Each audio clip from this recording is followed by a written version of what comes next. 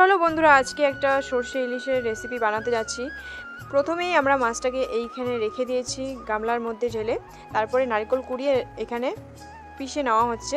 আর মাছগুলোকে একটু আরও ভালো করে বাছতে হবে। তো এদিকে মশলা পেস্ট হয়ে গেছে, এখানে সরষে আছে, লঙ্কা আছে, আর আদা আছে, রসুন আছে, একটুখানি পেঁয়াজ আছে। তো মাছটাকে ভালো করে বেছে নেওয়া হচ্ছে, তারপর ধুয়ে ধাইয়ে এটাকে সুন্দর করে আবার রেখে দিয়ে তারপরে আবার অন্য যেখানে আমরা একটা বাসনের মধ্যে বানাবো, তো ওই বাসনটার মধ্যে মশলাগুলো এখন ঢেলে নেব। আর মাছগুলো প্রায় বেছে নেওয়া হয়েই গেছে। এখন আমরা মশলাটাকে এই কড়াইটার মধ্যে, যেহেতু তরকারিটা হবে, তো এখানে আমরা মশলাটাকে পেস্ট করা মশলাটাকে দিয়ে দেওয়ার পরে নারকেল কুড়ানোটা যেটা ছিল ওটাকেও পাটার মধ্যে বেটে নেওয়া হয়েছে, ওটাকে দিয়ে দিলাম। দেওয়ার পরে কিন্তু এখানে এখন নুন আর হলুদটাকে দিয়ে দেওয়া হয়েছে পরিমাণ মতন। তারপরে হলো 1.5 চামচের মতন এখানে আমরা এসে দিলাম, লবণটা ব্যবহার করলাম। তো এটা দিয়ে এখন এটার উপরে আমরা মাছগুলো এক এক করে দিয়ে দিতে হবে। তার আগে একটুখানি সরষের তেল দিয়ে এটাকে ভালো করে মেখে নেওয়া হচ্ছে। ভালো করে মশলাটাকে একদম সুন্দর করে ম্যারিনেট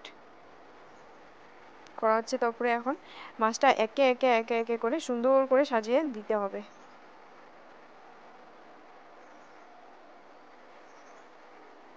এইটা একদম অরিজিনাল ইলিশ, যেহেতু আজকাল বেশি অরিজিনাল ইলিশটা পাওয়া যায় না, মানে তবুও বলছি আর কি, এটা মানে অরিজিনালটাই ছিল।